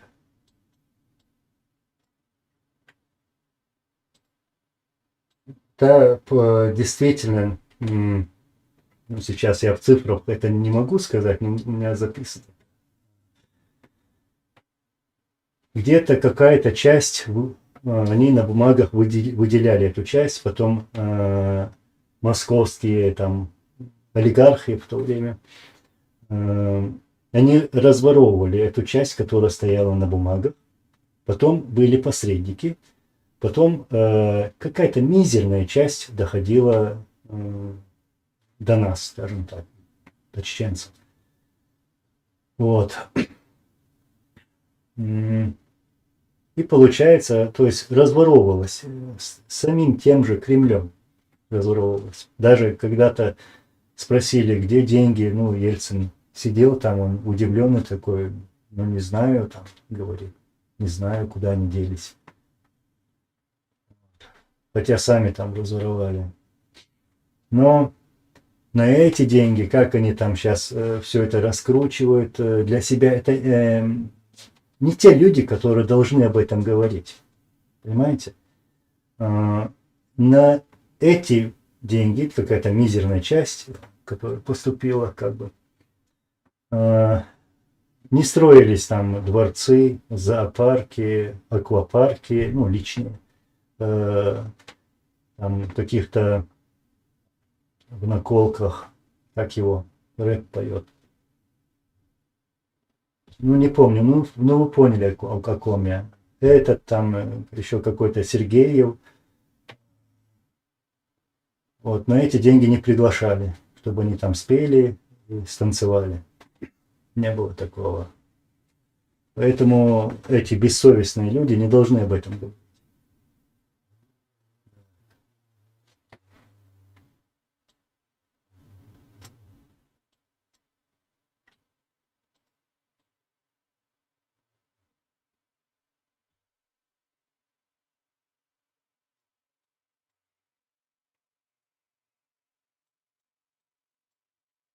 Аркаев вчера и Анзор и на те провокации и обвинения не обращаю внимания, иншаллах. Понимаю, это сложно, Аллах дал это бой, они смотрят. Масобусов ТГ. Работа очень важна для нас. Выявляешь и показываешь фактами. Вот именно я хотел бы заниматься именно этим, выявлять и показывать фактами, работать для истории. Они с кем-то там пилой вот так пилить что-то. Я не хочу никого вообще трогать. У меня дела нету до этого. У меня свои цели, свои идеи вот эти. То есть, как ты говоришь, выявлять и показывать факты. Эхамду.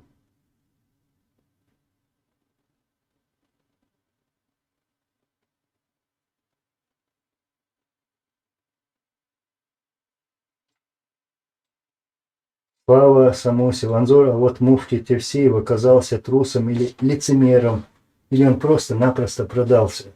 Как вышло, что он стал предателем? Как вышло? Ну, я этого человека, Тевсеева, последний раз встречал в Арабских Эмиратах. И во время этой встречи, да, вот муфти встретился даже пару раз. И он в то время, сейчас год точно не смогу назвать, 2001 или 2002 год, примерно так, он говорил о великом джихаде, о тех наших героях, которые отдали жизни, Аллах воюя против российских оккупантов, что он их поддерживает, что, ну, я про то, что он поддерживает этот джихад, вот, он мне про это говорил. Потом он где был? В Австрии, да, последний раз? Переехал в Австрию. И, как мы знаем, уехал. Ну, я считаю, что такие люди, которые когда-то были министрами, там, или муфтиями, или командирами, эмирами, не имеют права совершать такие поступки. Тем более люди, которые размахивали мечом, саблей, мечом, в адрес как бы России, что вот мы будем вести джихад. Это было в мечети в 99 году. Тот же Тевсеев.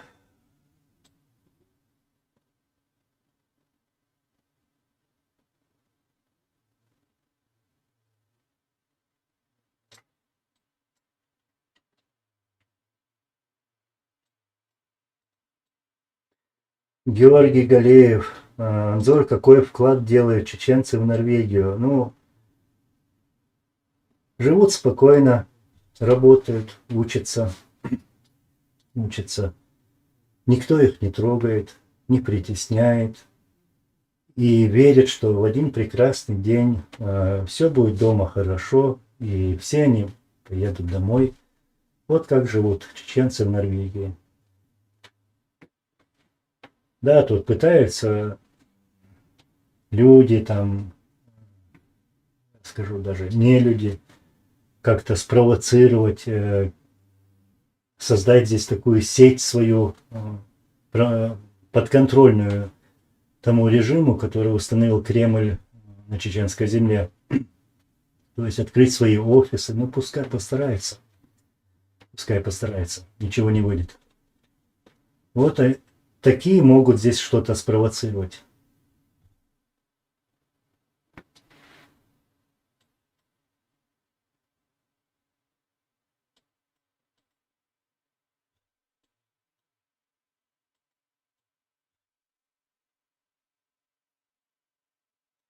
Чечен, то, что латиницами написано, что, мол, не провоцировать Анзора, передавая ему ложь. Ну, знаешь, брат, есть вещи, которые я сам читал своими глазами, потому что мне прислали. Я не хотел бы, чтобы меня тоже провоцировали. Я тоже могу где-то жестко выступить, хотя не хочу. Не хочу. И сейчас это делаю, потому что действительно мне уже надоело. В этом году вот так за горло взяли. За горло взяли.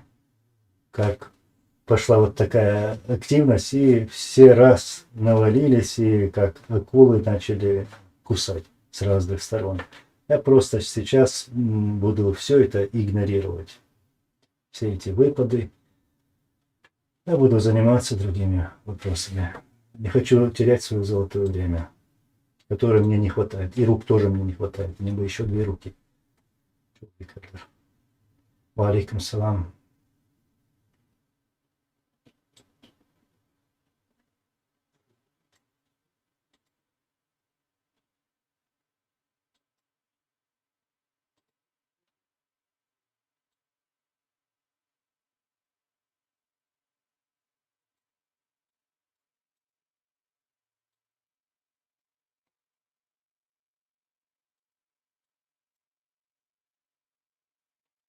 Ну,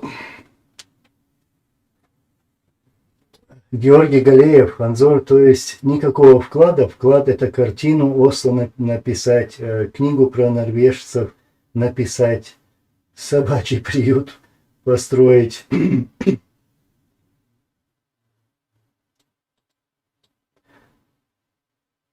А зачем вам беспокоиться за Норвегию вот так? Мы тут уже сами разберемся. Вы что, как-то связаны с Норвегией? Или вы переживаете за Норвегию? Я просто читал, я помню вас, вы и читал ваш комментарий как-то, хотя прошел его. Главное, чтобы люди жили спокойно. Вот что главное. Если вот чеченец тут работает, да, он отдает налог в той же Норвегии, то есть приносит пользу этой Норвегии.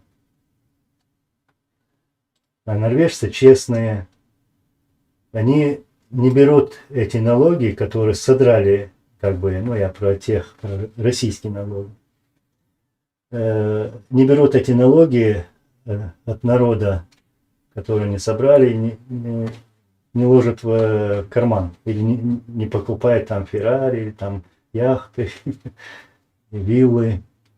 Нет, они пускают эти деньги для своего народа обратно же. То есть это медицина, образование и так далее, и так далее. Строит Норвегию. То есть, если чеченец работает где-то и отдает этот налог, он этим же помогает Норвегии.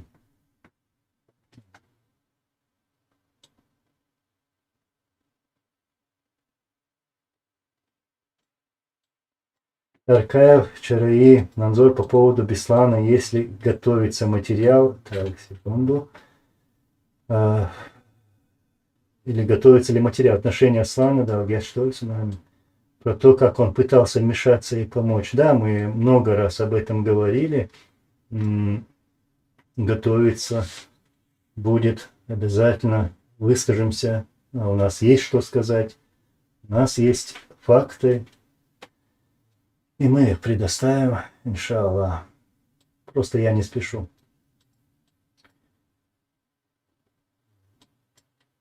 Все есть.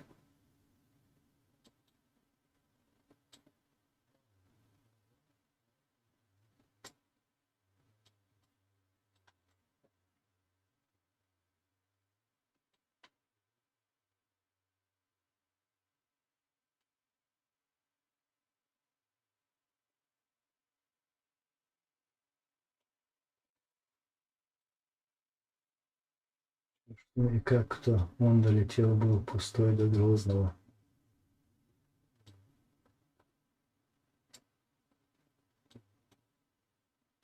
Ну, я не понял этого вопроса. Porsche Daimler.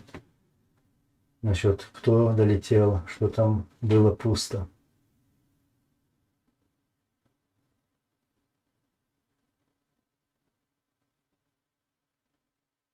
Вульпес Инкульта. Валикум салам, Анзор. Посмотрел ли ты те ссылки? Прав ли я насчет тех каналов?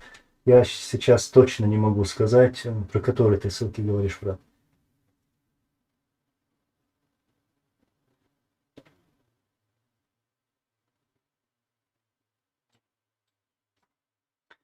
Так, ну что, пойдем к завершению. Сейчас, скажем, у нас 23:39, ну еще 5 минут и пойдем.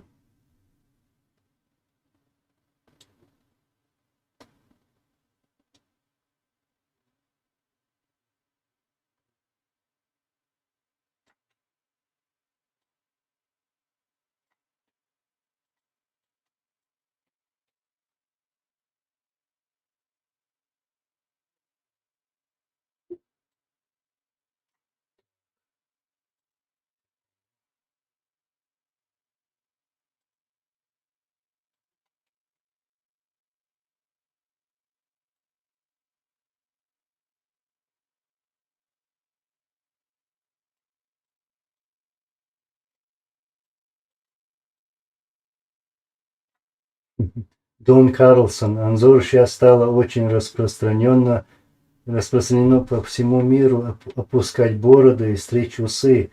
Почему такого не было во время Ичкерии? Какие бы архивы я не смотрел, там будет человек только с усами или бородой. Ну, бороду носят, ну, не только чеченцы, не только чеченцы сбривают усы, например. Есть даже христиане, европейцы, и не только европейцы, которые делают вот это. И ну, я вижу некоторое отношение к бороде, там, некоторых это получается как мода. Да, просто сейчас грубо скажу. Борода или усы бывают и у женщин.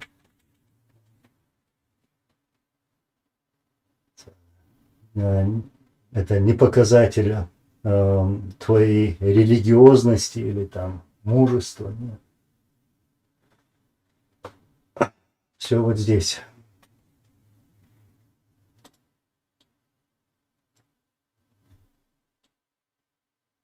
Я просто надеюсь, что вы поняли, что я именно хотел сказать.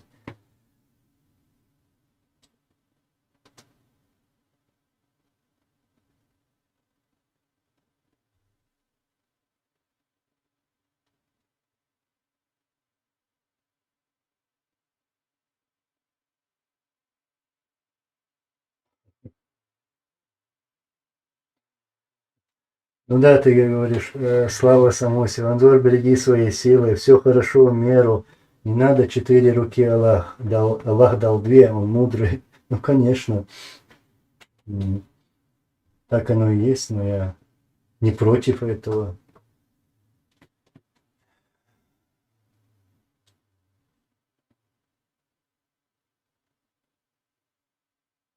Валикум салам. Как найти?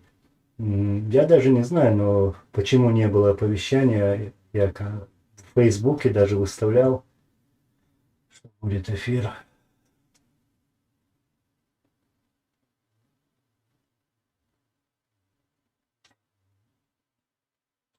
Макс Краснодар, Анзор про вакцинацию. Вакцинацию. Ты упорно молчишь, видно, на кого ты работаешь. А, на Госдеп, да? Или как там, на кого еще может работает там? Вакцинацию. А может, я уже сделал эту вакцинацию, например. Это мое личное дело. И это твое личное дело тоже, делать ее или не делать.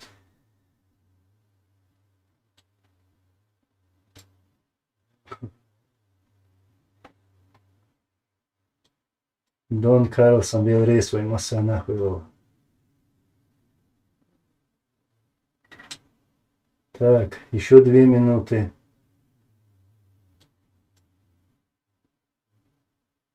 Вольпес инкульта. Хорошо, дойду, я постараюсь найти эти ссылки. Иншаллах.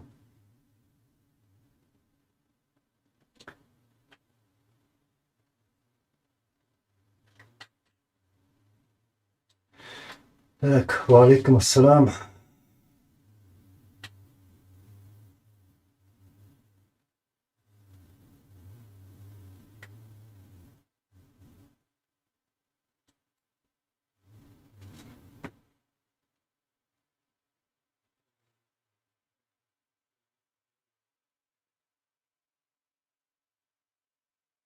Еще 1 минута, и мы пойдем. Я хочу быть просто точным.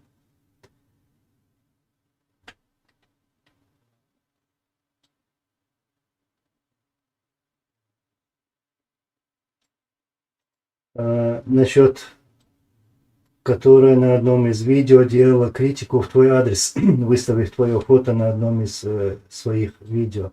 Не надо выставлять мое фото никуда. Не надо называть мое имя. Пускай работают, пускай своих успехов как-то добиваются сами, не называя моего имени, не выставляя моего фото. Как-то ловить на этом хайпе тоже не надо. Не надо. Ну вот что я скажу.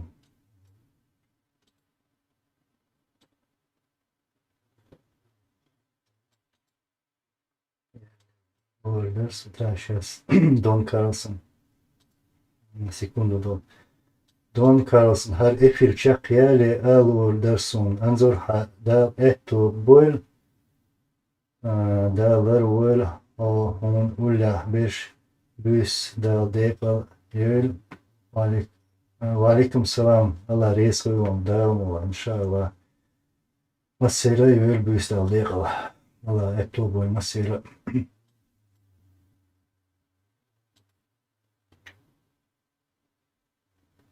Так, ну хорошо. Теперь мы уходим. Я всех благодарю.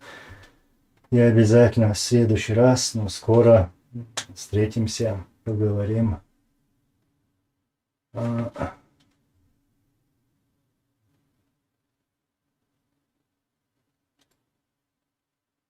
Иншаллах.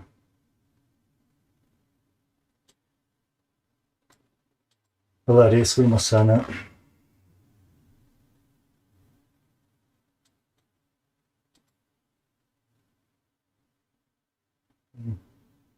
Çülerle trollüş.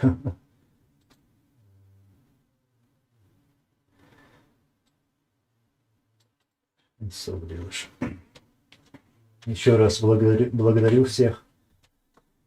Ларис Масана. Ассаламу алейкум ва рахматуллахи ва баракатуху. Иншаллах.